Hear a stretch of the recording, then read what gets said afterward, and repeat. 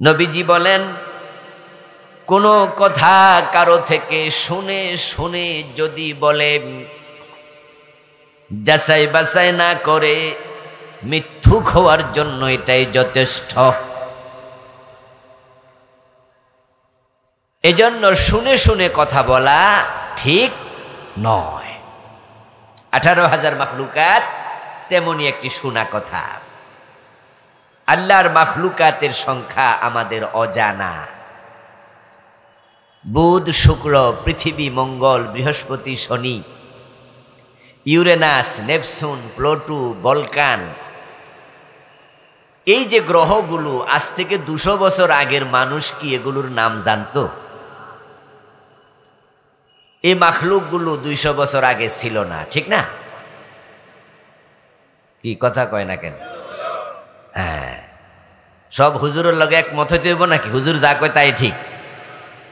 200 বছর আগে ছিল, কিন্তু মানুষ জানতই না।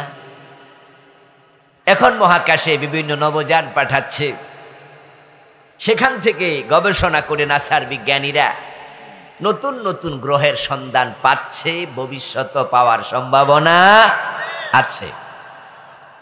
সমুদ্রের তলদেশে এমন কিছু মাখলুক আছে যেগুলো মানুষ জানেই না। এখন ডুবুরিরা পাওয়ারফুল ক্যামেরা নিয়ে সমুদ্রে ঝাঁপ দেয়, তারপর পাওয়ারফুল ক্যামেরা সমুদ্রে ছেড়ে দেয়, যতটুকু তারা যাইতে পারে যায়, বাকিটুকু ক্যামেরা যায়, ওই ক্যামেরা দিয়ে ছবি তুলে আবার পৃথিবীতে তারা পাঠায়। বিভিন্ন মাখলুকের সন্ধান নতুন নতুন করে মানুষ পাচ্ছে, আগের লোকেরা জানতই না। এই যে আমরা এখানে বসে আছি, এখানে অক্সিজেন আছে না নাই? আজ থেকে 300 বছর 500 বছর আগের মানুষ কি অক্সিজেন আবিষ্কার করতে পারছিল? অক্সিজেন কি মাখলুক নয়? তো যে কইছে 18,000, হে তো 18,000 একটা হয়ে যাব না, অক্সিজেন যোগ হয়ে যাব না? আমার বন্ধু, আমরা জানি না, বলা হয় 80,000 আলম। কি কথা, 18,000 মাখলুকাত, 80,000 আলম। তো আলম কি খালেক না মাখলুক? তো মাখলুকাত 18,000 হলো কেমনে? বলে 80,000 আলম, তো আলমও তো মাখলুক, তো মাখলুকাত তো 80,000, 18,000 কেমনে? আমি যা বুঝাতে চাইলাম সেটা হলো, টোটাল মাখলুকাতের মাঝে 80,000 হোক আর 80 লক্ষ হোক, আল্লাহর খলিফা একটা মাখলুক, সেটার নাম হলো মানুষ। এই মানুষদেরকে আল্লাহ তাআলা খেলাফত দিলেন, দিয়ে তারপরে দুনিয়া পাঠায়াম। তিনি বললেন, হুয়াল্লাযী জাআলাকুম খালাইফা ফিল আরদ। তিনি আল্লাহ যিনি তোমাদেরকে জমিনের মাঝে খলিফা বানালেন। হযরত আদম আলাইহিস সালাম হলেন আউয়ালু খলিফাতিন ফিল আরদ, জমিনে প্রথম খলিফা, যাকে আল্লাহ তাআলা বানানোর আগে ফেরেশতাদেরকে বলেছিলেন, ইন্নী জাইলুন ফিল আরদি খলিফা। ও ফেরেশতারা, আমি জমিনের মাঝে খলিফা বানাবো। খলিফা মানে প্রতিনিধি, রিপ্রেজেন্টেটিভ। আল্লাহ তাআলা জমিনে লক্ষ লক্ষ মাখলুক থাকার পরেও শুধু আদমকে খেলাফত দিলেন। খেলাফত দিয়ে তিনি ঘোষণা করলেন, ওয়ালাকাদ কাররামনা বানি আদম। আমি ফেরেশতা দিয়ে আদমরে সেজদা করাইয়া সম্মানিত করলাম, অনুরূপভাবে আদমের সন্তানদেরকেও খেলাফত দিয়ে সম্মানিত করেছি। সেই সুবাদে আমরা সবাই জানি, মানুষ হলো সৃষ্টির মাঝে সেরা জীব। এই সেরা জীবকে আল্লাহ তাআলা কেন বানালেন? দায়িত্ব কি? খেলাফত কেন দিলেন? সূরা আল ইমরানের 110 নম্বর আয়াতে সেটাই বললেন। এখন আমরা যারা সৃষ্টির সেরা আল্লাহর খলিফা, আমাদের দায়িত্বটা কি এটা আমাদের জানা দরকার আছে না নাই? কারণ যার সম্মান যত বেশি তার দায়িত্ব তত বেশি। আপনি নামাজ পড়বেন, আপনি জিকির করবেন, আপনি না খেয়ে থাকবেন রোজা, আর আপনি মনে করবেন যে আপনি নামাজ পড়ছেন, রোজা রাখছেন, জিকির আজকার করতেছেন, আপনার দায়িত্ব শেষ। তাহলে আপনি আপনার নিজের সম্মান এবং নিজের দায়িত্বের ব্যাপারে আপনি একবারে বেখবর। পৃথিবীতে এমন একটা মাখলুকও নাই যে মাখলুক আল্লাহকে সেজদা করে না। এমন কোন মাখলুক নাই যে মাখলুক নামাজ পড়ে না। এমন কোন মাখলুক নাই যে মাখলুক রোজা রাখে না। এমন কোন মাখলুক নাই যে মাখলুক আল্লাহর জিকির করে না, তাসবিহ পড়ে না। কিন্তু তারা কেউ আল্লাহর খলিফা না। কুল্লুন কাদ আলিমা সালাতাহু ওয়া তাসবিহাহু। কুল্লুন আই কুল্লু শাই। আল্লাহ কোরআন মাজিদে বলেন সব মাখলুক কাদ আলিমা, সে জানে সালাতাহু, কেমনে সালাত পড়া লাগে, ওয়া তাসবিহাহু, কেমনে আল্লাহর তাসবিহ করা লাগে। আন-নাজমু ওয়াশ-শাজারু ইয়াসজুদান। চন্দ্র তারকা বৃক্ষরাজি সবাই আল্লাহকে সেজদা করছে। কেমনে সেজদা করা লাগে এটা তারাও জানে। আলাম তারা আন্নাল্লাহা ইয়াসজুদু লাহু মান ফিস সামাওয়াতি ওয়া মান ফিল আরদ। ও নবী, আপনি কি দেখেন না আকাশ এবং জমিনে যত মাখলুক আছে ইয়াসজুদু লাহু, তারা আল্লাহকে সেজদা করছে। ওয়া ইম মিন শাইইন ইল্লা ইউসাব্বিহু বিহামদিহি ওয়ালাকিন লা তাফকাহুনা তাসবিহাহুম। আকাশ এবং জমিনে একটা মাখলুকও বাদ নাই যে আল্লাহর তাসবিহ পড়ে না, তবে তাদের তাসবিহ বুঝার ক্ষমতা তোমাদের নেই। সবাই জিকির করে, সবাই তাসবিহ পড়ে, সবাই নামাজ পড়ে, সবাই সেজদা করে। কেমনে করে আমরা বুঝি না, কিন্তু আল্লাহ কয় করে। আল্লাহর ফেরেশতারা খাবার দাবার খায় নাকি? সারাক্ষণ উপাস। আর আমরা তো রোজার মাসে 14 ঘন্টা মাত্র, 15 ঘন্টা উপাস।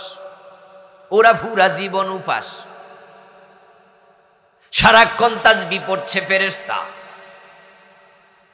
এজন্য ফেরেশতারা কিন্তু আদমরে বানানোর সময় বলছেন নাহানু নুসাব্বিহু বিহামদিকা ওয়া নুকাদ্দিসু লাক। আপনার তাসবিহ পড়ার জন্য আমরা আছি।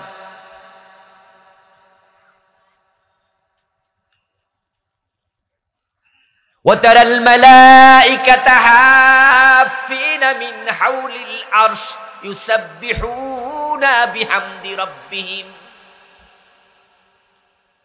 আল্লাহ বলো, ও প্রিয় নবীজি, আরশের চারপাশে ফেরেশতারা দাঁড়ায়া দাঁড়ায়া সবাই শুধু আপনার রবের তাসবিহ পড়ছে। হাফিন গোল হইয়া আরশের চারপাশে, কাবার চারপাশে আমরা যেমন দাঁড়ায়া গোল হইয়া নামাজ পড়ি, ও নবী আপনি তাকায়া দেখেন। আপনি কি দেখেন না মানে জানেন না?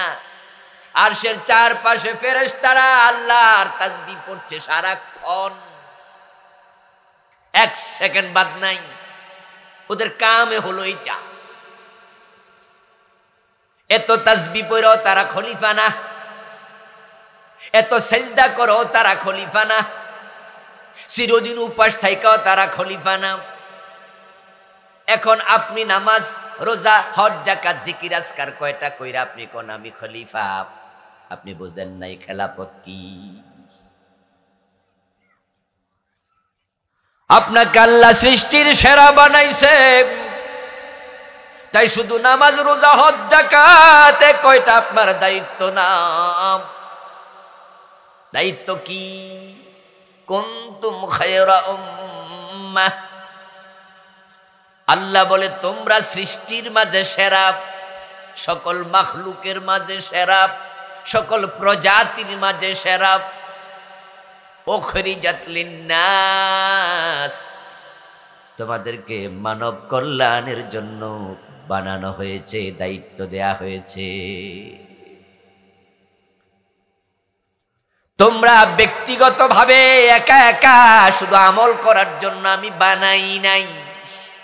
ব্যক্তিগত আমলের জন্য ফেরেশতারা আছে, অন্য অন্য মাখলুক আছে। আমি আল্লাহর কথার বাহিরে কেউ চলে না।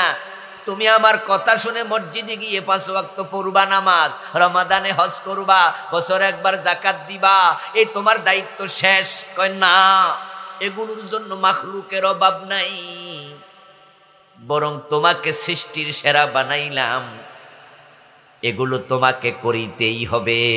এগুলো অন্য মাখলুকও করে, তবে তুমি যেহেতু সেরা, তোমার অতিরিক্ত দায়িত্ব আছে যেটা অন্য মাখলুকের নেই। তুমি সেরা, তোমার দায়িত্ব আরেকটা, তুমি খেলাফতের কাজ করবা। উখরিজাত লিন্নাস, তুমি একা একা বেহেশতে যাইবা না, তুমি একা একা জান্নাত খুঁজবা না।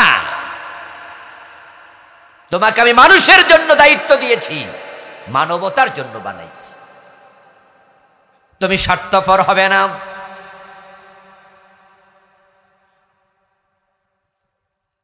তা'মুরুনা বিল মা'রুফ, সৎ কাজ তুমি করবে এবং অন্যকে সৎ কাজের আদেশ করবে। তোমাকে আমের বানাইছি, তুমি আদেশকারী। বিল মা'রুফ, ভালো কাজের। শুধু ভালো কাজ করবে এটা না, তুমি আমের। ওয়া তানহাউনা আনিল মুনকার, শুধু অন্যায় পরিত্যাগ করবে না, অন্যায় যেখানে দেখবা সেখানে তোমাকে বাধা দেওয়ার দায়িত্ব দিয়ে পাঠাইছি।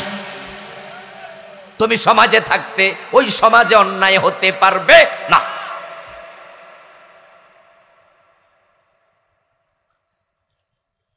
ক্ষেতের মাঝে ধান লাগাইয়া বাড়িতে বসে থাকা কৃষকের দায়িত্ব নয়। মাঠের মাঝে ফলন লাগাইয়া বীজ লাগাইয়া তারপরে মাঝে মাঝে যায় পরিচর্যা করবে, আগাছা হলে টেনে তুলে ফেলবে।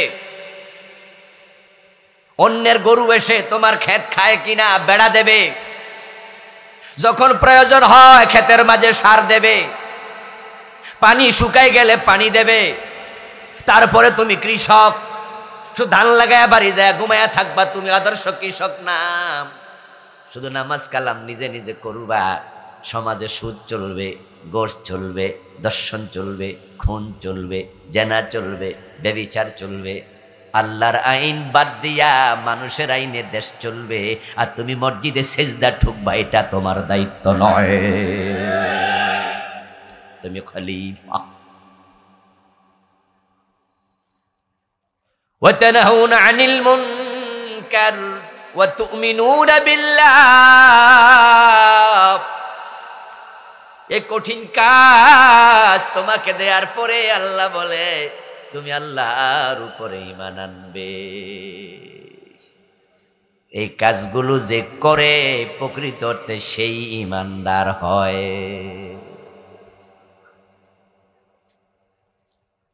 প্রিয় ভাইরা, আল্লাহ তাআলা আমাদেরকে দায়িত্ব দিলেন খেলাফতের, কাজ দিলেন মানুষের।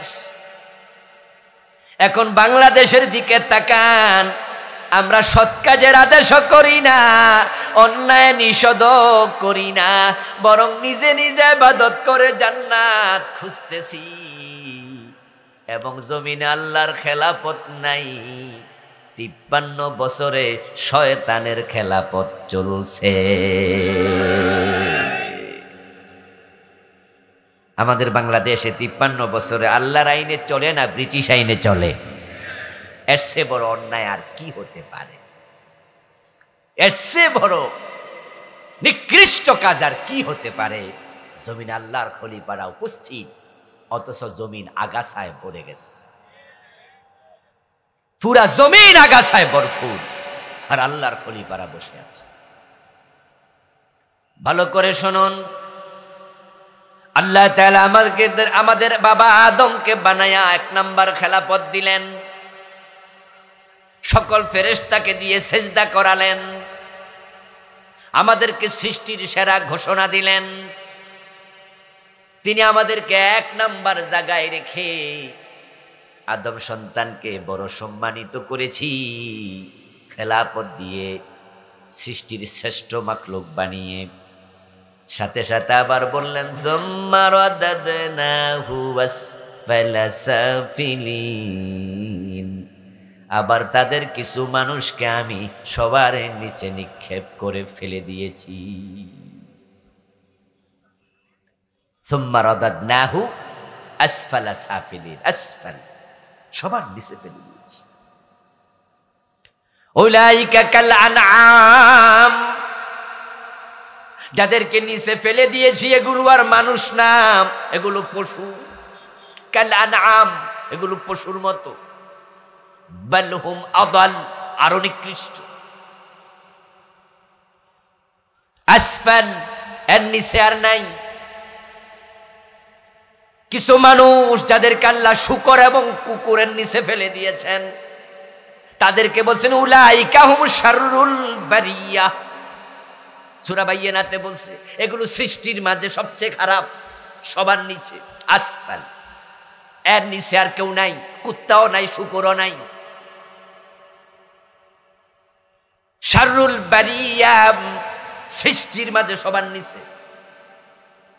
আর যারা খেলাফতে টিকে আছে, উলাইকা হুম খায়রুল বারিয়া, আমার আল্লাহ বলে তারা টোটাল মাখলুকাতের মাঝে সবার উপরে। এখন আপনি কোথায় থাকতে চান? কোথায় থাকতে চান? নিজে সিদ্ধান্ত নিন। কিছু মানুষের সম্মান আল্লাহর কাছে আল্লাহর আরশের চেয়ে বেশি, আল্লাহর কাবার চেয়ে বেশি। আবার কিছু মানুষ শূকরের চেয়ে, কুকুরের চেয়ে আরো নিকৃষ্ট। খায়রুল বারিয়া, আরশ একটা বারিয়া, বারিয়া মানে মাখলুক। আল্লাহ খালেক, আরশ মাখলুক। আল্লাহ খালেক, কাবা মাখলুক। আল্লাহ ছাড়া সব মাখলুক। আর মানুষ মাখলুকের মাঝে 1 নাম্বার। সুবহানাল্লাহ পড়েন। আরশ মাখলুক। এজন্য এতে মোমেন আল্লাহর খলিফাগুলো যতদিন পৃথিবীতে থাকবে ততদিন কিয়ামত হবে না। তাদের সম্মান এত বেশি, ঈমানওয়ালার সম্মানে আল্লাহ কিয়ামত করবেন না। যদি একজনও থাকে, قال رسول الله صلى الله عليه وسلم لا تقوم الساعة على أحد يقول الله الله আল্লাহ আল্লাহ বলার মতো একজন মুমিন যদি থাকে কিয়ামত হবে না। মুমিনের এত দাম আল্লাহর কাছে, এত সম্মান। হ্যাঁ, একদিন কিয়ামত হবে। যেদিন কিয়ামত হবে, কিয়ামত হওয়ার সময়, কিয়ামত হওয়ার 1 মুহূর্ত আগে আরশ আছে, কুরসি আছে, লৌহে মাহফুজ আছে, কাবার ভিটিটাও আছে, দুনিয়ার সব আছে, কিন্তু শুধু মুমিন নাই। তাই মুমিন যখন থাকবে না, আল্লাহ আরশটাও আর রাখবে না, আছাড় মেরে ভেঙে ফেলবে। এতে বোঝা যায় আল্লাহর কাছে আরশের চেয়ে মুমিনের সম্মান বেশি। উলাইকা হুম খায়রুল বারিয়া, তারা সৃষ্টির মাঝে 1 নাম্বার। খায়রা খিয়ার ইসমে তাফজিল। আবার সে জায়গায় থাকতে পারবেন না, সবাই নিচে। এখন প্রশ্ন হলো, এত উপর থেকে নিচে গেল, দোষটা কার?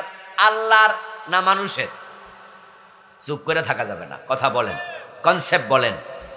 এই যে কিছু উপরে কিছু নিচে, দোষ কি আল্লাহর নাকি? আল্লাহ মানুষকে কোথায় রাখছিল বানাইয়া? তো নিচে গেল কেডা?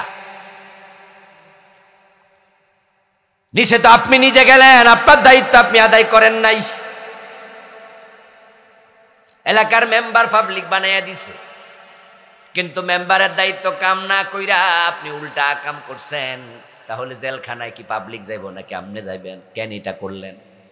মানুষ ভোট দিয়ে এমপি বানাইছে, কথা ছিল সরকারের মালামাল গুলো যথাযথ জায়গায় দেবেন, আমানত পৌঁছাবেন, মানুষের দেয়া এই ভোটের সম্মান রাখবেন। কিন্তু আপনি এমপি হইয়া উল্টা আকাম কুকাম করছেন, পাবলিকের দোষ নাকি? জেলে তো আপনি যাবেন। আমার দোস্ত যদি ঠিকঠাক মতো কাম করতো 300 এমপি একসাথে ফালান লাগতো না, ঠিক কিনা? এখন সবাই ফালাইছে, কেন পাবলিক তো আর ফালায় নাই।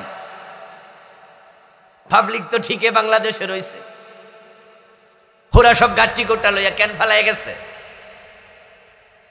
কারণ তাদের দায়িত্ব পালনে তারা ব্যর্থ। যাহা করা দরকার তা আপনি করেন নাই, আপনি ভুল করলেন। ও দোস্ত, যেই জিনিস যত উপরে থাকে সেটা যদি পড়ে যায় তাহলে সে তত নিচেই নামে, এটাই নিয়ম। 10 হাত উপরে উঠলেন গাছে, হোঁচটকে পড়ে গেছেন, 10 হাতই তো নিচে যাবেন। যদি 20 হাত উপরে উঠতেন, পড়ে গেলে 20 হাত নিচে যেতেন। যদি কেউ 100 হাত উপরে উঠে পড়ে 100 হাত নিচে যাবে। আল্লাহ রাখছে সবার উপরে, যদি থাকতে না পারেন পড়লে যাবেন সবার নিচে। পোলাও ফসলে কিন্তু আর খাওয়া যায় না, কারণ সাধারণ চালের চেয়ে পোলাও চালের দাম কম না বেশি? হ্যাঁ, যেটা দামি এটা ফসলে আর চলে না, নষ্ট হয়ে যায়। 30 টাকা কেজির ভাত, চাল রান্না করছেন, ভাত হয়েছে, যদি সকালবেলা দেখেন যে পয়সা গেছে, হালকা দুর্গন্ধ, ভালো করে কলের পানি দিয়ে ডলামলা দিলে কিন্তু আবার লবণ মরিচ দিয়ে খাওয়া যায়। কিন্তু পোলাও পয়সা যায় 100 টাকা কেজি চাল, তার ধুইতে গেলে দেখবেন যে নাই, সব গেছে। বিরিয়ানি পচলে খাওয়া যায় না। এখন আল্লাহ তাআলা আমাদেরকে দায়িত্ব দিলেন, তা'মুরুনা বিল মা'রুফি ওয়া তানহাউনা আনিল মুনকার, উখরিজাত লিন-নাস, মানুষের জন্য বানাইছি। এজন্য আপনি কান চোখ খোলা রাখেন, মানুষের খবর নেন, সমাজের ব্যাপারে একটু সচেতন থাকেন। আল্লাহর এমন কিছু বান্দা আছে দেখবেন নামাজ রোজা শুধু করে না, 24টা ঘন্টার মাঝে যতক্ষণ সজাগ থাকে শুধু দাওয়াতি কাজ, আল্লাহর জমিনে আল্লাহর দ্বীন কায়েমের জন্য পাগল হয়ে কাজ করছে।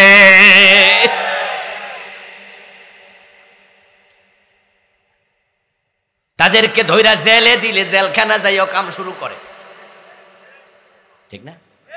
ওখানে যাওয়ার পরও দেখা যায় চোর ডাকাতরে ভালো করে লাইব। তারা জানে উখরিজাত লিন-নাস, তাদেরকে আল্লাহ মানুষের জন্য বানাইছে।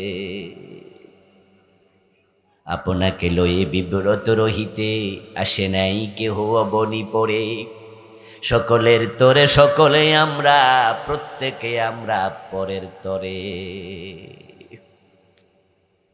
মানবতার প্রতি আপনার দায়িত্ব অনেক বেশি, তাই তো আপনি মানব সেবা করবেন। আর সবচেয়ে বড় মানব সেবা হলো মানুষকে জাহান্নাম থেকে বাঁচানোর চেষ্টা করা। সৎ কাজের আদেশ দিয়ে মানুষকে সৎ কাজে রত করে দেন, অন্যায় কাজে বাধা দিয়া অন্যায় থেকে বিরত রাখেন। ওই মানুষটা অন্যায় থেকে বিরত থাকবে, সৎ কাজ করবে, যখন এভাবে মরবে আল্লাহর জান্নাত পেয়ে যাবে। একজন মানুষকে জান্নাতমুখী করার চেয়ে উত্তম মানবতার কল্যাণের কাজ আর নাই। রাসূলুল্লাহ সাল্লাল্লাহু আলাইহি ওয়াসাল্লাম বলেছেন, তোমার মাধ্যমে একজন মানুষ যদি হেদায়াতের পথ খুঁজে পায়, একটা লাল ওট পুরস্কার পাওয়ার চেয়ে তোমার জন্য এটাই হলো সেরা। লাল ওট মানে হলো রাসূলুল্লাহর জামানায় আজকের হেলিকপ্টারের মতো দামি জিনিস, মার্সিডিজ বেঞ্জ গাড়ির মতো দামি জিনিস, তৎকালীন যুগে যোগাযোগের জন্য যে বাহন ছিল, গাধা, খচ্চর, ওট, ঘোড়া, এই চারটার মাঝে ওট হলো সবচেয়ে দামি, আর লাল ওট ছিল সবচেয়ে দামি। নবী মুহাম্মদ বলেন, একটা লাল ওট পাইলে তুমি যত খুশি হবে, আনন্দিত হবে। তোমার মাধ্যমে একজন মানুষ যদি সত্যের পথ খুঁজে পায়, এটা তোমার জন্য আরো বড় পুরস্কারের মতো। এই জন্য মানবতাকে নিয়ে ভাবুন, মানুষকে সত্যের পথে ডাকুন। রাসূলুল্লাহ থেকে দেয়া এটা বড় দায়িত্ব। আপনি খাবেন, পাশের লোক না খায়া থাকবে, মানবতার প্রতি আপনি চোখ বন্ধ রাখলেন। আপনি নামাজে যাবেন, আপনার ঘরে আপনার সন্তান ঘুমায় আছে, আপনার স্ত্রী বেনামাজি, আপনি ভালো মানুষ হাজি, বউ পর্দা করে না, আপনার ভাই বোন ইসলাম মানে না, অথচ আপনি নিজেই জান্নাতি ভাবছেন। নো বন্ধু, কু আনফুসাকুম ওয়া আহলিকুম নারা, জাহান্নাম থেকে নিজে বাঁচো, নিজের পরিবারকেও বাঁচাও। হাসরের ময়দানে শুধু সন্তানের মামলায় বাবা আসামি হয়ে জাহান্নামী হবে, এমন বাবা অসংখ্য, অথচ বাবা নামাজি ছিল। স্ত্রীর মামলায় স্বামী আসামি হয়ে জাহান্নামে যাবে, অসংখ্য স্বামী, অথচ স্বামী হাজী সাহেব ভালো মানুষ। শুধুমাত্র সন্তানের প্রতি, স্ত্রীর প্রতি, সমাজের প্রতি দায়িত্ব আদায় করে নাই, তাই আল্লাহ তাকে জান্নাত দেবেন না। ইয়া আইয়ুহাল্লাযীনা আমানু ইন্না মিন আজওয়াজিকুম ওয়া আওলাদিকুম আদুওয়ান লাকুম ফাহযারুহুম। ও মুমিনেরা, তোমাদের কারো কারো স্ত্রী, কারো কারো সন্তান আল্লাহর সামনে তোমাদের বিরুদ্ধে মামলা দিয়া দুশ্মনী করবে। সেদিন তারা বলবে, আল্লাহ আমার বাবাকে ডাকো, আমার বাবা নিজে নামাজে গেছে, আমাকে নামাজে নেয় নাই, অথচ তার দায়িত্ব ছিল আমার বয়স 7, তখন নামাজ শিখাবে, আমার বয়স 10, নামাজ না পড়লে প্রয়োজনে শাসন করবে। কিন্তু আমি ইন্টারমিডিয়েটে পড়েছি, বাবা ফজরের নামাজে শীতের মাঝে মসজিদে চলে গেছে, আমাকে সাথে করে নেয় নাই। আমার বাবা আমাকে ইন্টারমিডিয়েট অ্যান্ড্রয়েড সেট কিনা দিছে এসএসসিতে, আমি রাতের বেলা দরজা লাগায়া লাগায়া বাবার দেয়া টাকার মোবাইলটাতে সিনেমা নাটক দেখেছি। বাবা শাসন করে নাই। আমি বোরকা ছাড়া কলেজে গেছি, হাই স্কুলে গেছি, কত যুবক আমার দিকে তাকিয়েছে ফেল ফেল নয়নে। আমার আমল নামে আজকে লাখ লাখ কবিরা গুনাহ। বাবা নিজে আমাকে আজকে বোরকা সিলাইয়া দেয় নাই, দিলে আমি আজকে এই জায়গায় আসতাম না। নাজালহুমা তাহাতা আকদামিনা লিয়াকুনা মিনাল আসফালিন, আমি পায়ের নিচে রেখে তারপরে জাহান্নামে যাব।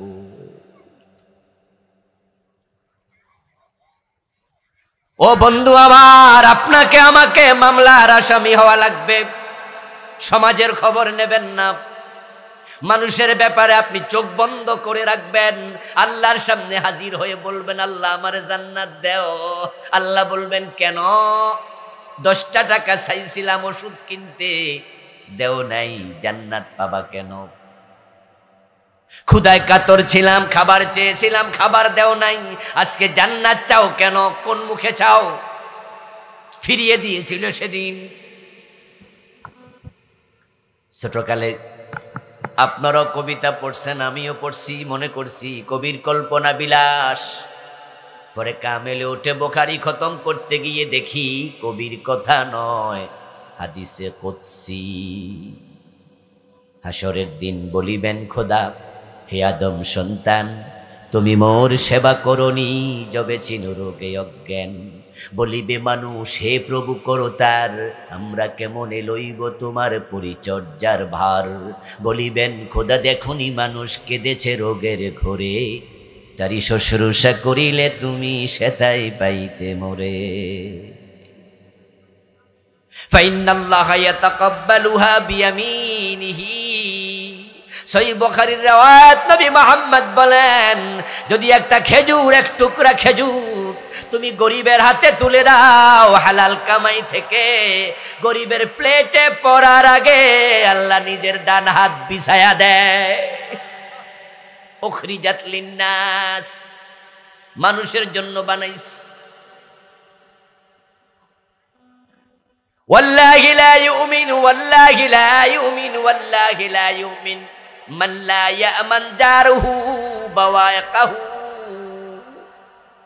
তোমার দ্বারা তোমার প্রতিবেশী ক্ষতিগ্রস্ত হবে, তুমি মানবতার অকল্যাণ করো, ক্ষতি করো, তুমি সিনেমা হল বানায়া মানুষের দুজকে নাও, তুমি সুদী ব্যাংক বানায়া মানুষকে মায়ের সাথে জেনা করার মতো অপরাধী বানাও, তুমি আল্লাহর আইন বাদ দিয়া মানুষের আইনে সমাজ চালায়া সমাজটাকে তুমি পথভ্রষ্ট করো।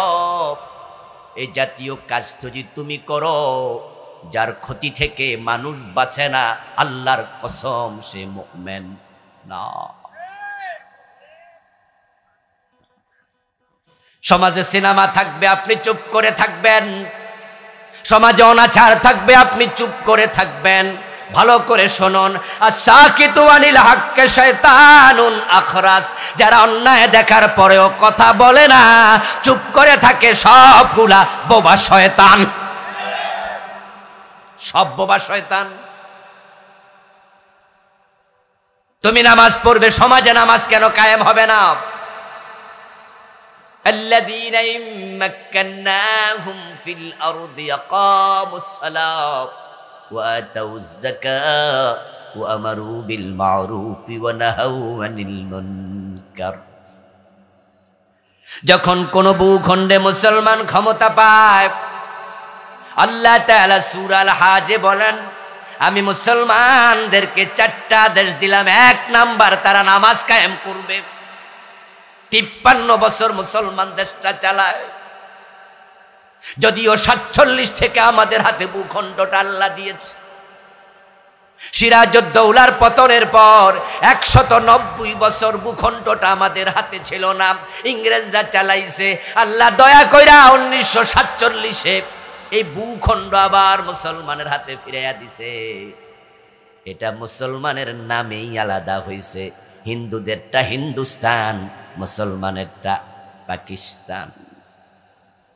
তো মুসলমানের নামে যে ভূখণ্ড আলাদা হয়, যে ভূখণ্ড স্বাধীন হয়, মুসলমান নেতা থাকলে নামাজ কেন কায়েম হবে না? যারা এই নামাজ কায়েম করে নাই, যাকাত প্রতিষ্ঠিত করে নাই, অন্যায় বাধা দেয় নাই, ন্যায়ের আদেশ করে নাই, এই লোকগুলো আল্লাহর দায়িত্ব অবহেলা করেছে।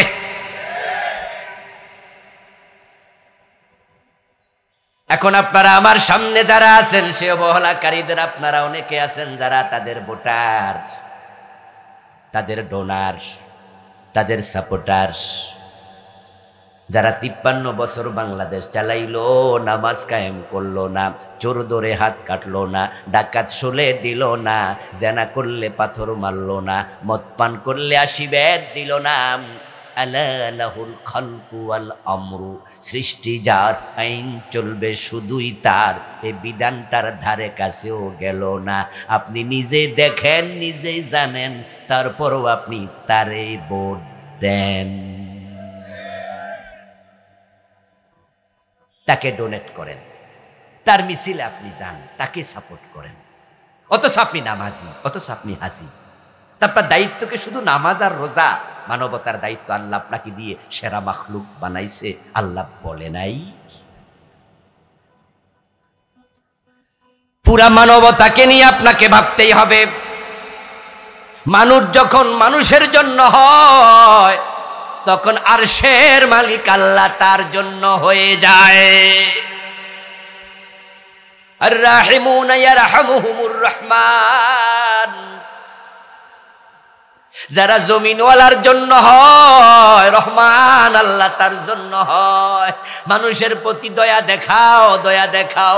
তোমার চোখের সামনে মানুষগুলা জাহান্নামে চলে যাচ্ছে।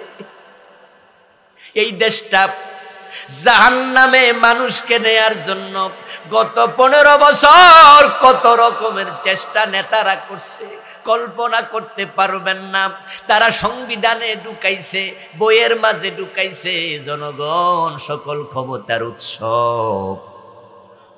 যারা মানবে সবগুলো মুশরিক জাহান্নামী। রাষ্ট্রগুলা বানায়া মানুষরে মুশরিক বানাচ্ছে। তারা বইতে ঢুকাইছে, টেলিভিশনে প্রচার করেছে ধর্ম যার যার উৎসব, সবার পাবলিককে শোনাচ্ছে, বুঝাচ্ছে হিন্দুদের উৎসবে যাও, অসুবিধা নাই, ধর্ম যে যারটা মানুক, আনন্দ একসাথে করো। অথচ কোনো ব্যক্তি যদি কোনো হিন্দুদের উৎসবে নিজের হিন্দুদের পূজায় উৎসব মনে করে যায়, সাথে সাথে ঈমান শেষ। রাষ্ট্র মুশরিক বানাচ্ছে, কাফের বানাচ্ছে। ক্লাস 6 এর বইতে 2023-এ বিবর্তনবাদ ঢুকাইছে, সরাসরি ঈমান বিরোধী একটা মতবাদ। মানুষ নাকি বানর ছিল, রাষ্ট্র কাফের বানাতে চায়। 2024-এ ক্লাস 6-7 এর বইতে এই গত সিলেবাসের মাঝে ছিল LGBTQ শরীফার গল্পের নামে সমকামিতার নতুন ভার্সন, যেটা বিশ্বাস করলে ঈমান শেষ। যেই রাষ্ট্র এইভাবে মানবতা বিরোধী, ইসলাম বিরোধী, আদর্শ বিরোধী কাজ প্রমোট করে, যারা সেই রাষ্ট্র দীর্ঘদিন চালালো, আপনি নামাজি হইয়া তাকে সাপোর্ট করছেন, তাহলে বোঝা গেল আপনিও মানবতার সাথে উপহাস করছেন। অথচ কুনতুম খায়রা উম্মাহ উখরিজাত লিন্নাস, আপনাকে মানবতার কল্যাণের জন্য আল্লাহ বানাইছে। মানুষকে আল্লাহর পথে যখন ডাকেন, এটা হলো সবচেয়ে বড় কল্যাণ। ওয়ামান আহসানু কাওলাম মিম্মান দাআ ইলাল্লাহ ওয়া আমিলা সালিহা ওয়া ক্বালা ইন্নানি মিনাল মুসলিমিন। একজন লোক ভিক্ষা করছে, গরিব মানুষ। আমি আপনাকে বললাম, ভাইজান আমি 100 টাকা দিছি, আপনিও দেন, এটা একটা ভালো কাজ। একটা মসজিদ হচ্ছে, আমি আপনাকে বললাম, ভাই এই মসজিদে আমি 100 ব্যাগ সিমেন্ট দিছি, আপনিও দেন, এটা বড় ভালো কাজ। এইভাবে যত ভালো কাজ আছে বলা হবে, আল্লাহ প্রত্যেকটাতে নেক দেবেন। এবার আল্লাহ বলছে, যখন কেউ মানুষকে আল্লাহর দিকে ডাকে, এর চেয়ে ভালো কোনো কাজ আর নেই। ওয়ামান আহসানু কাওলাম মিম্মান দাআ ইলাল্লাহ, তার কথার সে কার কথা সেরা, যে মানুষকে আল্লাহর দিকে দাওয়াত দেয়। ওয়া আমিলা সালিহা, এবং নিজে নেক আমল করে। ওয়া ক্বালা ইন্নানি মিনাল মুসলিমিন, এবং ঘোষণা করে আমি একজন মুসলিম। এখন এই যে একটা কাজ, এই কাজটা একা একা হয় না, এটার জন্য সংঘবদ্ধ প্রচেষ্টা লাগে। এজন্য অন্য আয়াতে আল্লাহ বলেন, ওয়ালতাকুম মিনকুম উম্মাহ ইয়াদউনা ইলাল খায়র। তোমাদের মাঝে একটা দল থাকা উচিত, যেই দলের মানুষগুলো মানুষকে কল্যাণের পথে ডাকবে। ওয়ালতাকুম মিনকুম উম্মাতুন, তোমাদের মাঝে একটা দল থাকা উচিত। কে বলতেছে? জোরে বলেন, কে বলে? তোমাদের মাঝে একটা দল থাকা উচিত। ইয়াদউনা ইলাল খায়র, যে দলের লোকেরা মানুষকে কল্যাণের পথে ডাকবে। ইয়ামুরুনা বিল মারুফ, তারা সৎ কাজের আদেশ দেবে। ওয়া ইয়ানহাউনা আনিল মুনকার, তারা অন্যায় দেখলে প্রতিরোধ করবে। তাই একটা দল থাকা উচিত। আর আপনারে জিজ্ঞাসা করি, ভাইজান আপনার খবর কি? আমি কোনো দলমল করি না। কোন দল করে না এমন ফির বাংলাদেশে আছে না নাই? পাবলিকের জানাই দেয়, কইয়া দিও আমাদের ফিসাব কোন দলে। এবং তিনি মানুষের কাছে এটা প্রচার করে মজা পায় যে আমি কোনো দল করি না। সব দলের লোকেরা ওনার কাছে দোয়া চায়, কয় যে ওনার দোয়াটা আসল দোয়া, যেহেতু উনি কোনো দলে নাই তা মন ভইরা দোয়া করত। উনি যদি দল করত তাহলে উনি দোয়া করার সময় ভাবতো, ভাইবা কইতো আল্লাহ আমার দলেরটা এইটা বাদ। এই জন্য ওই হুজুর হলো উদার হুজুর, যেই হুজুর কোনো দলে নাই। উনার কাছে যাও দোয়ার জন্য। নির্বাচন আসছে, আম গাছ মার্কাওয়ালা এমপি যাইয়া কয় আমার আম গাছ মার্কা হুজুর আল্লাহ এমপি বানাইয়া দেও। তাল গাছ মার্কাওয়ালা যাইয়া কয় হুজুর আমার জন্য দোয়া, আল্লাহ তাল গাছ মার্কার এমপি বানাইয়া দেও। গাব গাছ মার্কাওয়ালা পরের দিন যাইয়া চায়, উনি কয় আল্লাহ গাব গাছওয়ালার এমপি বানাইয়া দেও। আর সের মালিক কয় আসন হইল একটা, দোয়া করলি 3 জনের লাইগা।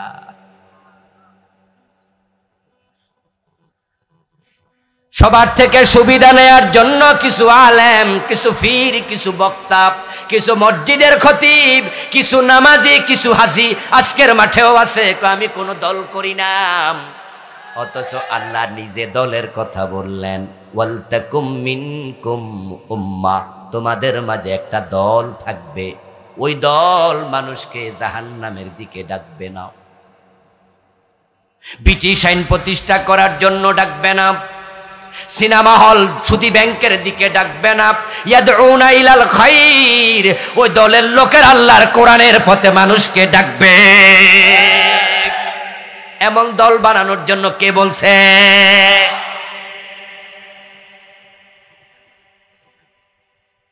ও দোস্ত কান খুলে শুনুন, আল্লাহ তাআলা দলের কথা কেন বলেন? এর কারণ হচ্ছে একা একা মানুষ যখন থাকে তখন থাকে দুর্বল, আর যখন সঙ্গবদ্ধ হয় তখন তারা হয়ে যায় সবল। ওয়াতাসিমু বিহাবলিল্লাহি জামিয়ান ওয়ালা তাফাররাকু। কে বলেছেন? বাংলা অর্থ কি? তোমরা আল্লাহর রজ্জু কোরআনকে সবাই মিলে ঐক্যবদ্ধভাবে ধরো, ওয়ালা তাফাররাকু, তোমরা কোরআন ধরার সময় বিচ্ছিন্ন থাকবে। ওয়াতাসিমু বিহাবলিল্লাহ, আল্লাহর রজ্জু কোরআন এটাকে ধরো, জামিয়া একসাথে, নাকি আলাদা? আল ইত্তিহাদু কুওয়া, ঐক্যের মাঝে আছে শক্তি। আপনাদের বাড়িতে মা বোনেরা আছে, বাড়ি যায়া আপনার মায়ের একটা চুল অথবা বোনের একটা চুল ধরবেন হাতে, একটা চুল ধরে দেখবেন টান দেবেন, সাথে সাথে ছিঁড়ে যাবে। আর যদি 20টা চুল একসাথ করে টান দেন, আঙ্গুল কেটে যাবে, চুল আর ছিঁড়বে না। যখন মানুষ আলাদা থাকে তখন তারা দুর্বল, যখন একসাথে তখন তারা সবল। যারা ইসলাম বিরোধী তারাও তো ঐক্যবদ্ধভাবেই তারা বিরোধিতা করে। তাদের মোকাবেলার জন্য ইসলাম ওয়ালাদেরও ঐক্যবদ্ধ হওয়া দরকার আছে না নাই? তা'মুরুনা বিল মা'রুফ, তোমরা সৎ কাজে আদেশ করো, এটা আল্লাহর অর্ডার। তাই সৎ কাজের আদেশ, অসৎ কাজের বাধা, এটা আমাদের জন্য ফরজ। অর্ডার করেছেন কে? আর আল্লাহর আদেশ মানা কি? ফরজ। রাসূলুল্লাহ সাল্লাল্লাহু আলাইহি ওয়াসাল্লাম বলছেন, এই আল্লাহর আদেশ, অন্যায় দেখলে প্রতিরোধ করা, ন্যায়ের জন্য আদেশ করা, এর সাথে তোমার ঈমানের মান সম্পৃক্ত, তোমার ঈমানের ক্লাসিফিকেশন জড়িত। যদি সমাজে কোনো অন্যায় তুমি দেখো, তাহলে তুমি তোমার ক্ষমতা প্রয়োগ করে অন্যায়টাকে মূলোৎপাটিত করে যদি দিতে পারো, ওই হিম্মত তোমার থাকে, তাহলে তুমি হলে ফার্স্ট ক্লাস মুমিন। অন্যায় দেখে যারা প্রতিবাদী হয়, যদি হাতে প্রতিরোধ করে, সে 1 নাম্বার মুমিন। যদি সেই সক্ষমতা তোমার না থাকে, তাহলে তুমি মুখে প্রতিবাদ করো, তুমি হবে 2nd ক্লাস মুমিন। ফাইন লাম ইয়াস্তাতি ফাবিকালবিহি, যদি তুমি অন্যায় দেখে মুখেও না বলো, অন্যায় দেখার পরে মুখেও বলে না, চুপচাপ থাকে, এমন কিছু ভালো মানুষও আছে। কয় তো ঝামেলাটা আমি জড়াইয়া লাভ নাই। মানুষে সিনেমা হল বানায়, আমি কি করতাম? মানুষের সুদ খায়, আমি কি করতাম? মানুষের পোলাপান মদ খায়, আমার কি করার আছে? এজন্য উনি কিন্তু ভালো মানুষ। উনি সুদ খায় না, ঘুষ খায় না, মদ খায় না, হারাম খায় না, উনি কিন্তু নামাজি। তবে সমাজে অন্যায় দেখে কোনো প্রতিবাদ মুখেও বলে না। মুখে যদি বলতো তাহলে সেকেন্ড ক্লাস। প্রিয় নবী বলেন, যদি মুখেও না বলো, সামর্থ্য নাই তাই। শব্দটা কিন্তু হলো সামর্থ্য যদি না থাকে। এর মানে দাঁড়ালো, সামর্থ্য থাকলে তুমি নিচের দিকে যাইতে পারবা। সামর্থ্য যদি না থাকে ফাবিকালবিহি, তাহলে তুমি অন্তরে পরিকল্পনা করো কিভাবে অন্যায়কে মূলোৎপাটিত করা যায়। ঘৃণা করো, এটা ভুল অনুবাদ। এই হাদিসে ঘৃণা শব্দটাই নাই। হাদিসে আতফ মাতুফ হলো তাগয়ীরের উপরে। মান রা মিনকুম মুনকারান ফালিয়ুগায়্যিরহু বিয়াদি, তাগয়ীর উল্টায়া দাও, প্রতিরোধ করো হাত দিয়া, প্রতিবাদ করো মুখ দিয়া, প্রতিবাদ করো অন্তর দিয়া। অন্তরের প্রতিবাদ হচ্ছে পরিকল্পনা, ঘৃণা না। কারণ ঘৃণা করলে অন্যায় দূর হয় না। অন্যায় যদি হাতে না পারো, মুখে না পারো, অন্যায় দূর করার জন্য অন্তরে পরিকল্পনা করো, ঠিক না? প্ল্যান করো, মনে মনে ভাবো কেমনে অন্যায়টা উল্টানো যাবে।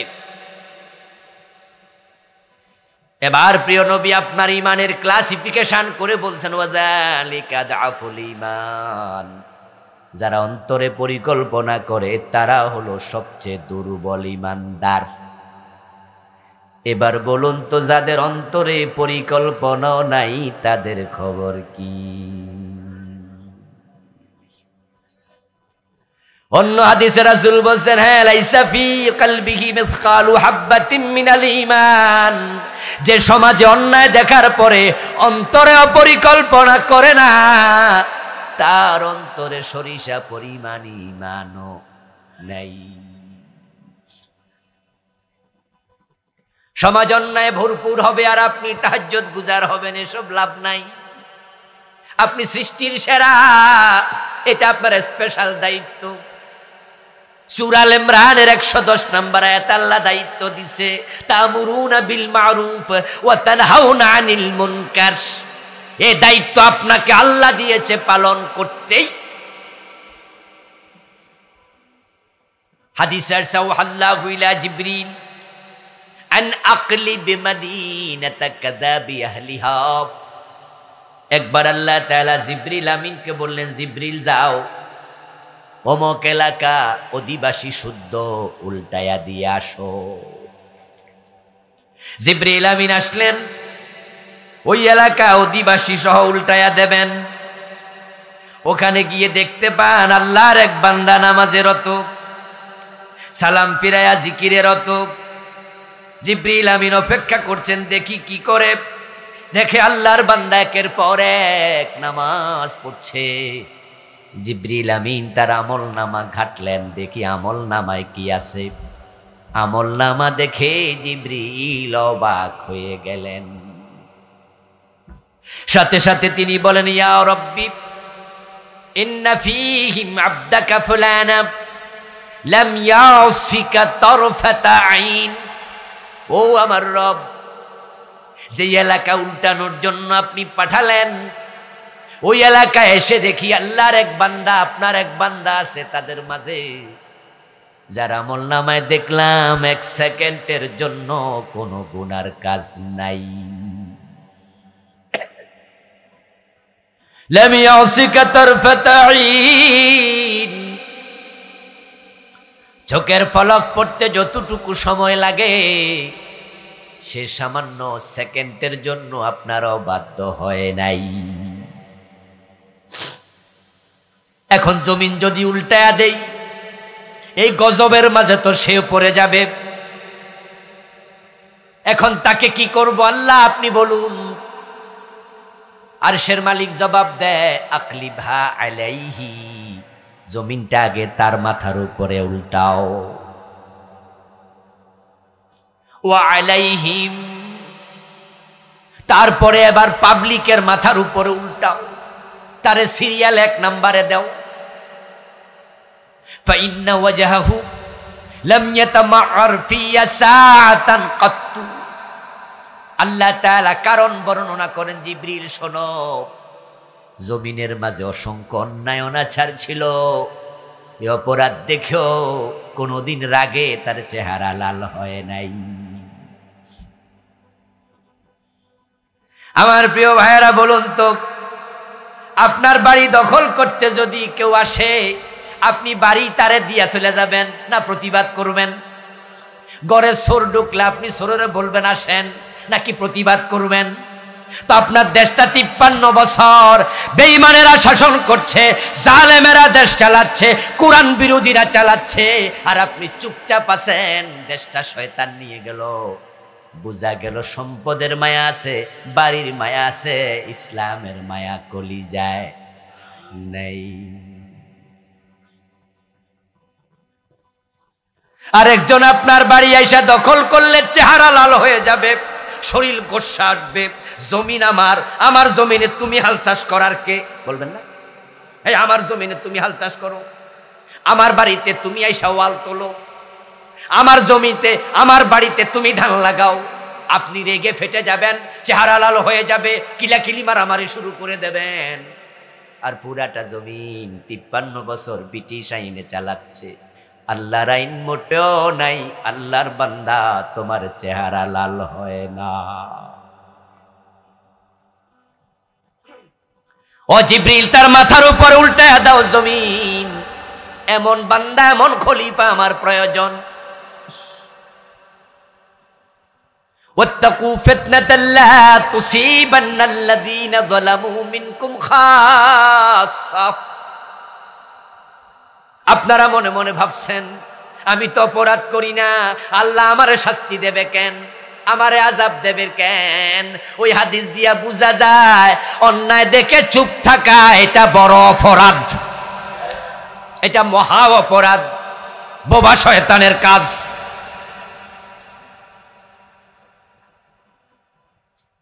রাস্তার পাশে যুবতী মেয়ে দাঁড়ায় দাঁড়ায় কাঁদে। এলাকার পরিচিত একজন জিজ্ঞাসা করলো, কি গো রোকেয়া, কাঁদস কেন? ওই যুবতী মেয়ে বলে, বাইরে ভাই, কাঁদবো না কেন? বাবা মরছে, মা মরছে, 7-8 বছর। আমার ছেলেটাকে বিদেশ পাঠাতে চাই, তাই বাবার রেখে যাওয়া সম্পদ ভাই খাচ্ছে। ভাইকে বলছি, ভাই আমারে কিছু দেও, বেচা কিনা ফোলা বিদেশ দেব। ভাই আমারে ধমকায়া বাইর করে দিছে, এই বাড়ির দিকে তুই আসবি না, বাইর। এখন বাড়ি যায় যদি বলি, স্বামী আবার ধমকাবে, কোথায় যাব, রাস্তায় কাঁদি। এবার এলাকার ওই লোক মনে মনে কয়, মার ফেডের ভাই জমি দেয় না, আমি যদি কইতে যাই আমার লগো শত্রুতা হবে, দরকার কি, তাই আস্তে করে চলে যায়। ওই বোন, তোর ভাইয়ে জমি দেয় না, আমার করার কি আছে? এত বড় অন্যায় শোনার পরেও তার চেহারা লাল। 10 মিনিট পরে যায় এলাকার মেম্বার, একই প্রশ্ন, কি গো রোকেয়া, কাঁদস কেন? উত্তর পাইয়া মেম্বার মনে মনে ভাবে, রোকেয়ারে বিয়া দিছি ফাতের থানায়, আরে এই বেড়া আমার ওয়ার্ডের লোক, এখন যদি তারে গিয়া কই বোনের হক দেশ না কেন, তাহলে আগামী নির্বাচন আমার আর ভোট, ঝামেলা করিয়া লাভটা কি? আর রোকেয়া তো এলাকার ভোটার না, এর পক্ষে যায় আমার লাভ কি?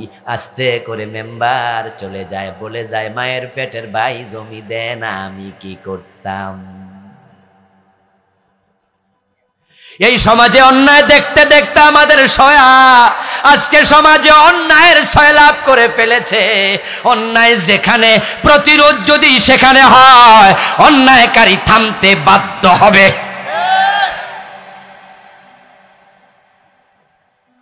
সামাজিক বিভিন্ন মেল দরবারে দেখবেন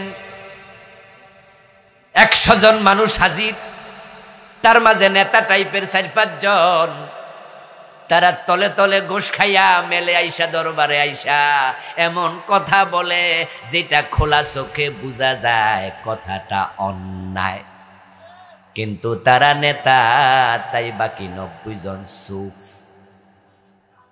তারা সবাই বুঝতেছে বেড়া ঘুষ খাই আইছে, না হয় তারা কেমনে দিবালোকে প্রকাশ্যে কথা কয়।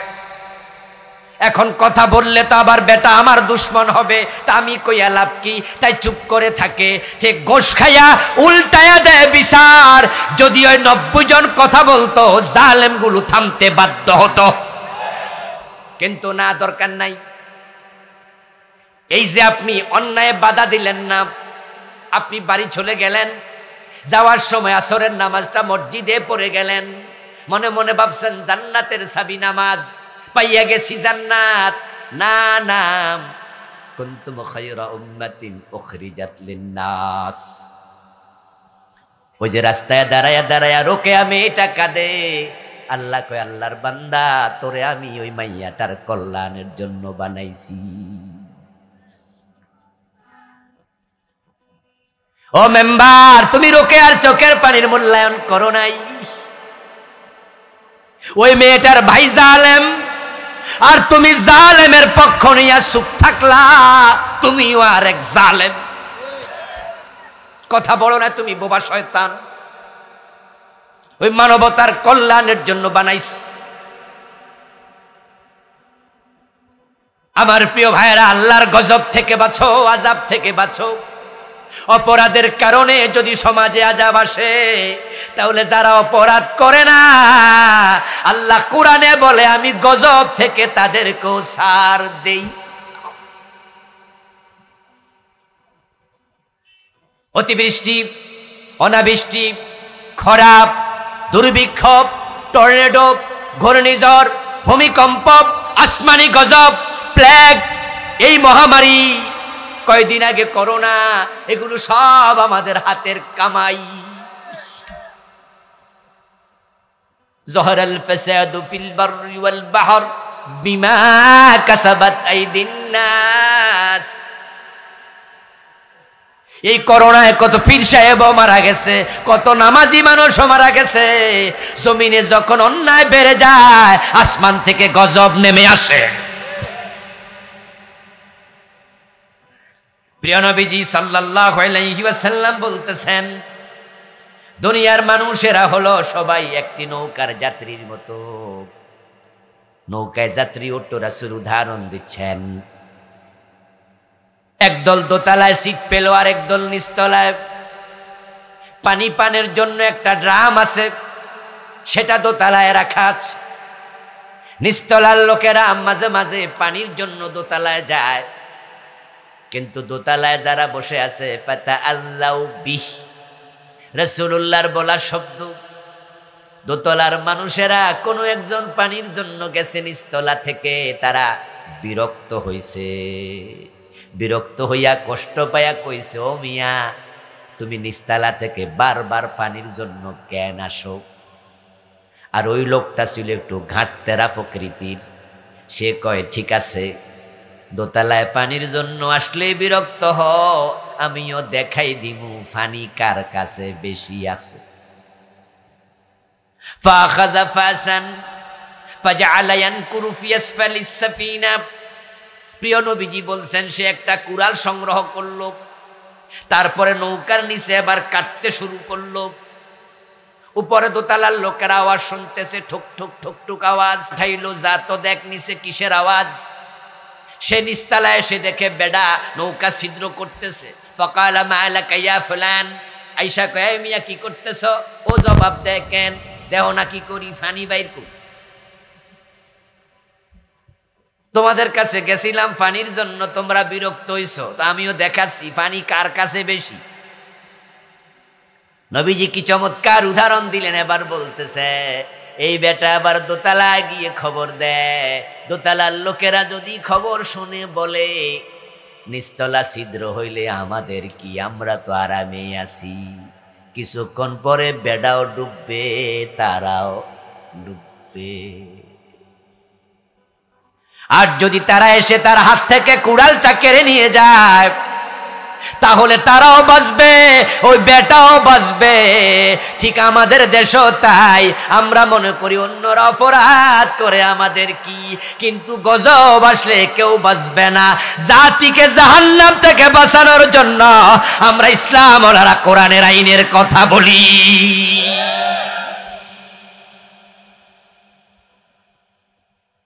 আপনারা ভাবতেছেন ইসলাম ওয়ালারা কোরআনের আইনের কথা বলে, ক্ষমতায় যাইয়া তারা মনে হয় আমাদের মতো গম চুরি করব, তারা আমাদের মতো টিয়ারের টাকা মাইরা খাবে।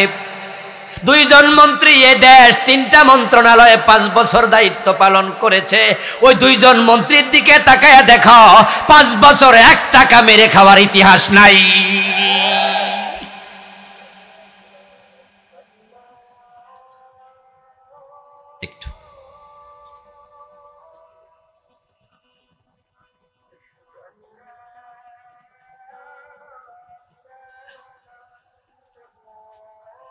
اللهم صل وسلم وبارك على محمد اللهم بهذه الدعوة التامة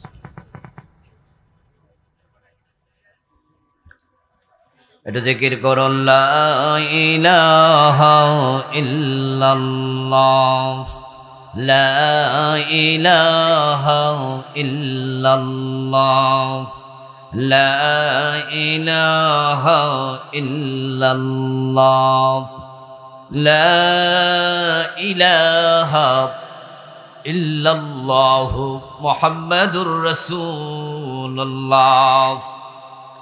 প্রিয় ভাইয়েরা, এখানে ইনশাআল্লাহ ইশারের জামাত হবে। আমরা সামান্য কিছু কথা বলে আমি শেষ করব। ইশারের নামাজের পরে এখানে ইসলামী সঙ্গীতের অনুষ্ঠান হবে। শিল্পীরা এসেছেন। ইনশাআল্লাহ ইশারের নামাজ পড়ে আপনারা আবার ফিরে আসবেন। প্রিয় ভাইয়েরা, বলছিলাম আল্লাহর জমিনে আল্লাহর কোরআনের রাজ প্রতিষ্ঠার জন্যই সংঘবদ্ধ প্রচেষ্টা দরকার। ওয়ালতাকুম মিনকুম উম্মাহ, একটি দল থাকবে। আপনি বলছেন যে আপনার দল নাই, দলবদ্ধ প্রচেষ্টা ছাড়া কি ব্যক্তিগতভাবে কোরআনকে সংসদে নেওয়া যাবে? এটা সম্ভব? আল্লাহ তাআলা আল্লাহর নবীকে বলেছেন যে আপনি বলুন যে আমার উম্মত হবে ৭৩ দল, তার মাঝে জান্নাতে যাবে শুধুমাত্র 1 দল। কোন দল? ইয়াদউনা ইলাল খায়র ওয়ালতাকুম মিনকুম উম্মাহ, সেই দল যে দল মানুষকে কোরআনের দিকে, কল্যাণের দিকে, জান্নাতের দিকে ডাকবে।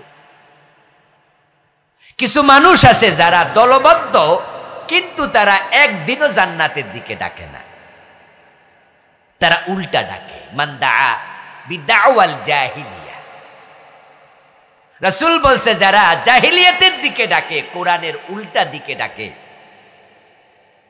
তারা মানুষের প্রতিষ্ঠিত মতবাদের দিকে ডাকে। তারা বলে যে আমরা পাশ করলে বর্তমান সংবিধানকে সমুন্নত রাখব, তারা বলে আমরা পাশ করলে বর্তমান সংবিধানকে 52-72-এর সংবিধানে ফিরিয়ে নেব, যেই সংবিধানে বিসমিল্লাহটা পর্যন্ত ছিল না। রাসূল বলছে মান দাআ বিদাওয়াল জাহিলিয়া ফাহুয়া মিন জুসাই জাহান্নাম, যারা মানুষকে জাহান্নামের পথে, জাহিলিয়ার পথে ডাকবে, উল্টা দিকে ডাকবে, তারা জাহান্নামের ইন্ধন হবে। সাহাবী প্রশ্ন করলেন, ইয়া রাসূলুল্লাহ ওয়া ইন সামা ওয়া সাল্লা, যদি সে নামাজি হয়, যদি সে রোজাওয়ালা হয়? প্রিয় নবী জবাব দেন, ওয়া ইন সামা ওয়া সাল্লা ওয়া জাআমা আন্নাহু মুসলিম, সে নামাজ পড়ুক, সে রোজা রাখুক, নিজেকে মুসলমান ভাবুক, উল্টা পথে ডাকার কারণে সে জাহান্নামেই যাবে। নাউজুবিল্লাহ পড়ে। জান্নাতে একটি দল যাবে, মা আনা আলাইহি ওয়া আসহাবি, আমি নবী এবং আমার সাহাবাদের দল। এখন আপনার কোনো দলই নাই, আপনি একা। অথচ আপনি যখন মারা যাবেন, কবরে রাখার সময় কিন্তু আপনাকে দলেই যেতে হবে। পাবলিক সবাই বলবে বিসমিল্লাহি ওয়া আলা, বাংলা অর্থ কি? বিসমিল্লাহি আল্লাহর নামে, ওয়া আলা মিল্লাতি রাসূলিল্লাহি, রাসূলের দলে তুলে দিলাম। তো আপনি আজীবন বলছেন দল করেন নাই, আজকে পাবলিক আপনাকে রাসূলের দলে ধাক্কায়া তুলে দিল। আপনাদের কাছে আমি জানবো, যে লোক জীবিত থাকতে রাসূলের দলে যায় নাই, মরা লাশ রাসূল গ্রহণ করবেন নাকি?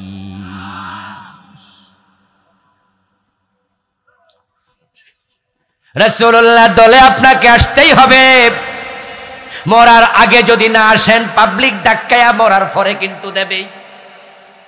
আর মরার পরে যেই লোকটাকে ধাক্কায়া দিল পাবলিক সবাই মিলে, বলুন তো সে নিজে গেছে না পাবলিকে ধাক্কাইছে? তো যে নিজে যায় না রাসূল কেন নেবে? ঠেকায় পড়ছে নাকি? এবার আত্মসমালোচনা করুন। আপনারা আমার সামনে যারা আছেন, কত মানুষকে আপনি কবরে দিলেন এই দোয়া পড়ে, বিসমিল্লাহি ওয়া আলা মিল্লাতি রাসূলিল্লাহ, আল্লাহর নামে তোমাকে রাসূলের দলে তুলে দিলাম। ও আল্লাহর বান্দা, আপনি নিজেরে প্রশ্ন করেন, আপনি রাসূলের দলে এখন আসছেন কি? যদি না আসেন তাহলে পাবলিকরে ধাক্কান কেন?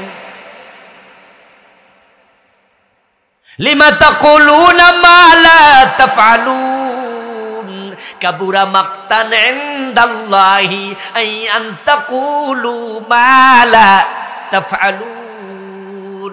আল্লাহ বলে এমন কথা কেন বলো যা নিজে।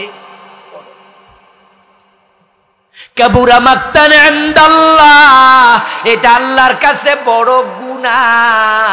এমন কথা তুমি বলো যা নিজে করো না।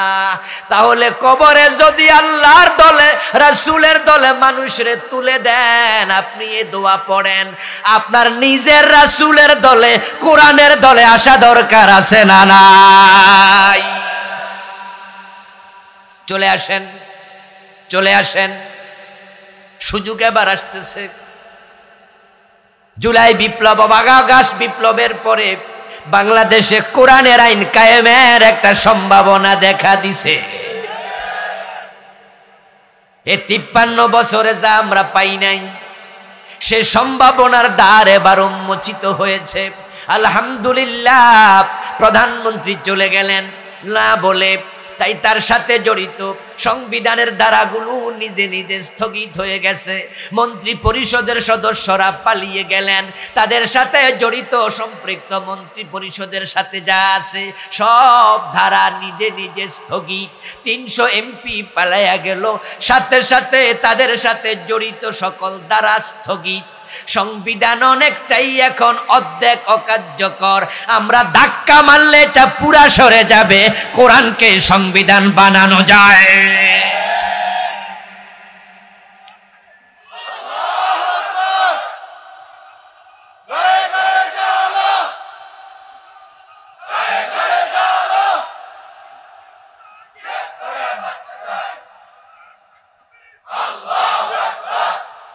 আমার বন্ধু, সুযোগ এবার আল্লাহ করে দিছে। জুলাই যে বিপ্লব হলো, এই বিপ্লব কিন্তু কোনো মানুষ করে না, এটা করেছে স্বয়ং আল্লাহ। আমাদের ছাত্র জনতা ছিল শিলা।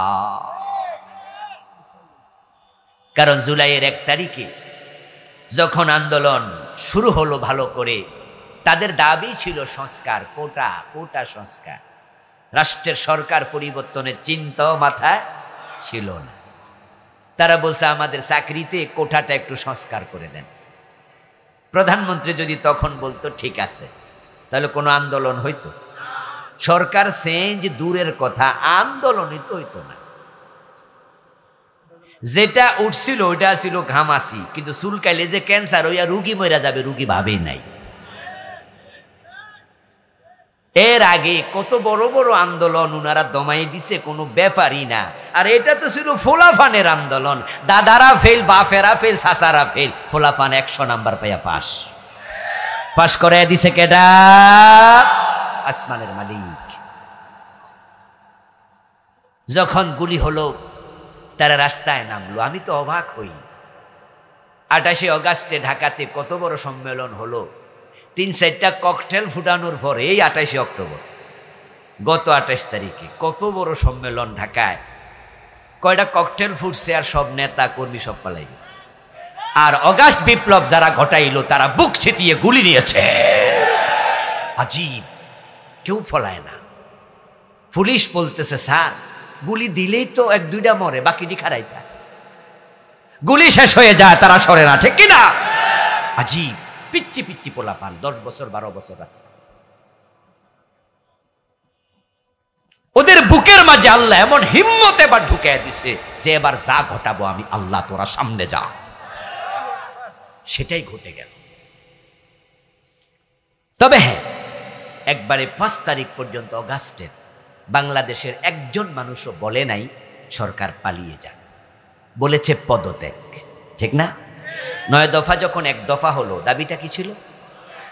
এটা তো কয়দিনের ঘটনা, মনে আছে না?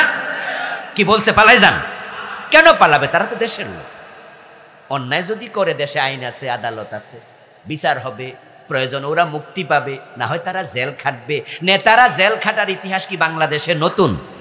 প্রেসিডেন্ট এরশাদ জেল খাটে নাই, খালেদা জিয়া খাটে নাই, এ প্রধানমন্ত্রী যিনি পালাইছেন তিনিও জেল খাটেন নাই। জেল খাটা তো ব্যাপার না, বুট্টুকে ফাঁসি দেয়া হয়েছে। উপমহাদেশের রাজাদের ফাঁসির ইতিহাস আছে, কিন্তু পালানোর ইতিহাস নাই।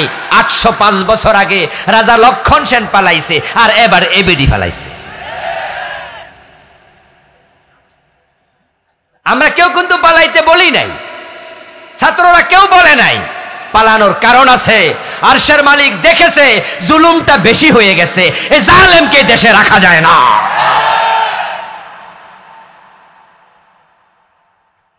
যে ওয়াকার যাইয়া বলছে যে ম্যাডাম মাত্র 45 মিনিট, আচ্ছা ওই বেডারে কি সেনাপ্রধান আমরা বানাইছিলাম? ও কি আমরা আত্মীয় না উনার আত্মীয়? তো আত্মীয় উনার, বানাইছে উনি, বেডা যাইয়া কয় কেন 45 মিনিট? আমরা শিখাইছি নাকি সমন্বয়করা ফোন করে কইছিল 45 মিনিট? এরা তো মোবাইলও ধরবো না সেনাপ্রধান, তো বেড়া কয় কেন? আর বেড়া কইছে বেড়ি তো কইতে পারতো আমি বঙ্গবন্ধুর কন্যা যাবো না, প্রয়োজনে বইরা যাবো, তাও তো হইতো। কিন্তু না, উনিও বলেন নাই, ঠিকই পালিয়ে গেছেন। আল্লাহ কয় যে আমি করাইছি, যে আল্লাহ সুযোগ দিছে ওই আল্লাহর কোরআনটাকে এবারই সংবিধানে পাঠানো দরকার। সুযোগ কাজে লাগান।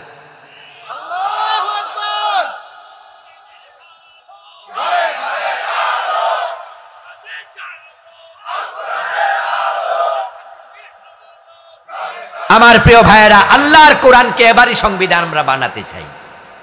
ডক্টর কামালের লিখা সংবিধান 53 বছরে আমাদেরকে শান্তি দিতে পারে নাই, চুরি বন্ধ করতে পারে নাই, বরং এই সংবিধানের ফাঁক ফোর্ত দিয়া ঢুইকা বাড়ির ফিয়ন নাকি 400 কোটি টাকা চুরি করে নিয়ে যায়।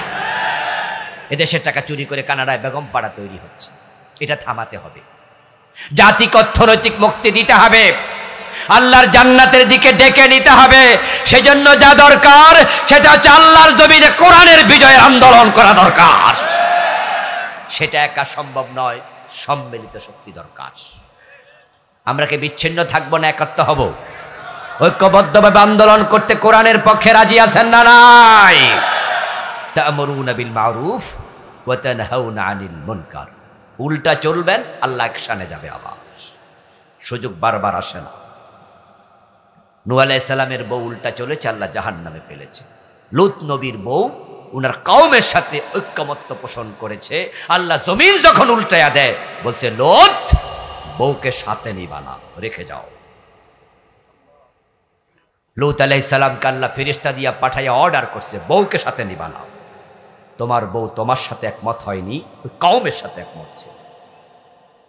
ফেরেশতা 2 দিক থেকে কোদালের মতো কোপ দিয়ে পুরা জমিনটাকে হাতের তালুতে নিয়েছে। ফাজাল্লা আলিয়াহা সাফিলাহা আমতারনা আলাইহিম মাতারা আমতারনা আলাইহা হিজারা। ফেরেশতা এভাবে তুলছে, লূত নবীর বউ শুদ্ধ পুরা কওমকে আল্লাহ বলে আকাশ থেকে আমি পাথরের বৃষ্টি বর্ষণ করে পশুর জীবাণু ভুসি বানিয়ে দিয়েছি। তারপর বলেছি জমিনটাকে উল্টিয়ে দাও। জমিন উল্টানো হয়েছে, সেখানে সাগর হয়ে গেছে। ওই গজবের ভিতরে নবী লূতের বউ পড়েছে। একটা অপরাধ, অন্যায়কারীদের সাপোর্ট করেছে। আপনারাও যারা উল্টা পথে সাপোর্ট করেন, আল্লাহর গজব আসলে বাঁচতে পারবেন না। আমি জানি কোরআন বিজয়ের কথা বললে আপনারা কেউ দ্বিমত করেন না। আজকের মাহফিলে অনেকেই বলছেন যে মনে মনে, ঠিক আছে হুজুর এটা দরকার, তবে হুজুর এবার না। ঠিক না? এটা আরো পরে, অথবা হুজুর আপনারা আরেকটু আগাইয়া লন, তারপরে আমরা আইতাছি। কই যে কোরআন দরকার, তবে হুজুর আসতে দিলে এইবার পারবেন না তো আমরাও জানি, তো ভোট ফসাইয়া লাভ কি? এই জন্য এবার ভোটটা দেব না ইসলামের পক্ষে, তবে পরে দেব। দোষ তো আমরা ঠিকই আগালাম, কিন্তু আজরাইল আপনার কাছে আগে এসে গেল, আপনার উপায় কি?